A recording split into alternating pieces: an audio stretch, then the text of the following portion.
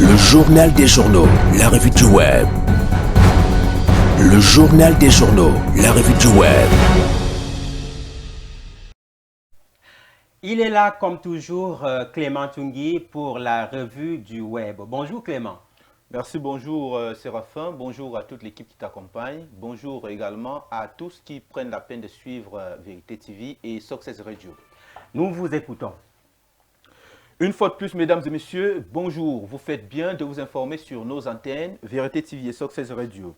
Ce matin, nous ouvrons la revue du web, la dernière livraison de la semaine sur la rubrique La revue du web, avec le site Cameroun Tribune qui fait état des velléités de troubles contenus à Douala. Le climat social est redevenu à la normale après des échauffourées d'avant-hier entre forces de maintien de l'ordre et les motos taximènes de Bonamoussadi suite à une rumeur de fraude électorale. Dans l'après-midi du 15 octobre 2025 dernier, les locaux de l'antenne communale de l'ECAM de Bonamoussadi à Douala ont été investis par les mototaximènes et autres badous venus constater les bourrages des urnes au détriment du parti FSNC. Cet incident survient 24 heures après la signature de l'arrêté préfectoral portant l'interdiction de toute manifestation de rue jusqu'à la prestation de serment du président de la République. Retrouvez l'intégralité de cette information sur le site Cameroun Tribune. Nous poursuivons avec le site 237online.com qui parle d'éducation au Cameroun. L'intelligence artificielle inquiète les enseignants.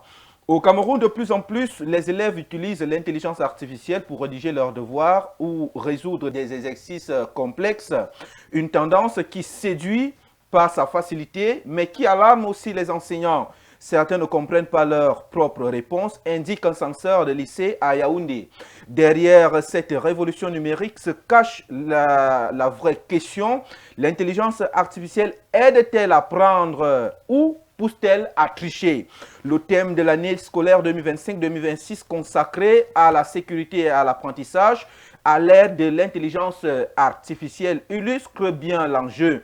Pour les éducateurs, la frontière entre aide intelligente et paresse numérique devient floue. Retrouvez également l'intégralité de cette information sur le site 237online.com. Le site Investir au Cameroun parle du gouvernement qui sollicite Bloomfield pour une première notation souveraine en francs CFA. Le gouvernement camerounais a sollicité l'agence de notation ivoirienne Bloomfield Investment Corporation afin d'obtenir pour la première fois une notation souveraine en monnaie locale, le franc CFA. Cette démarche s'inscrit donc dans la volonté des autorités de renforcer la crédibilité du pays sur le marché régional de la dette et de diversifier ses ressources de financement.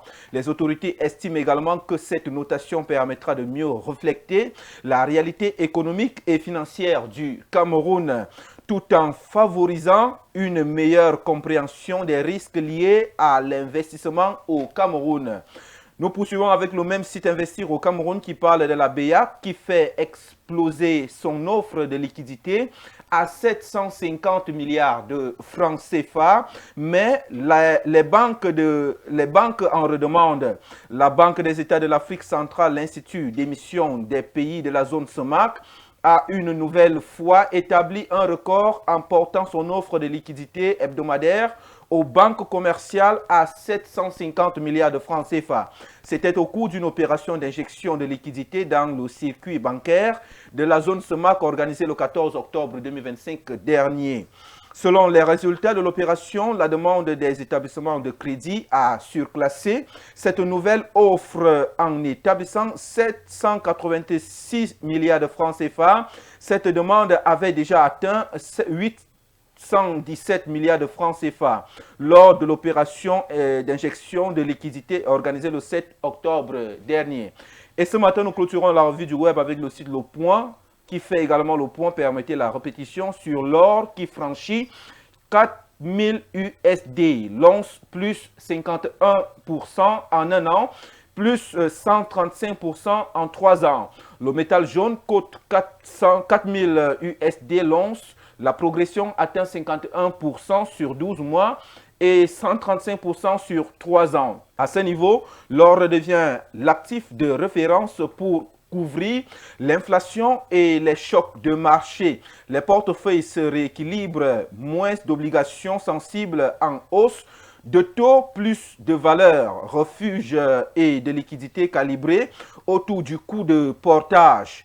Les moteurs sont clairs, les primes de risque global restent élevées, la visibilité sur le cycle monétaire demeure limitée et la demande des banques centrales soutient le marché au comptant. C'est tout ce que nous avons prévu ce matin pour vous servir en actualité web.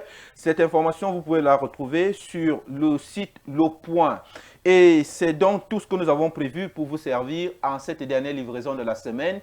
Nous nous donnons rendez-vous mercredi prochain. Lundi, ça sera avec Marie-Aimée. Mais avant tout, n'oubliez pas que notre engagement et notre détermination, c'est vous. C'est Dieu qui couronne le tout. Séraphin, c'est tout pour ce matin. Merci Clément et bon début de week-end à toi.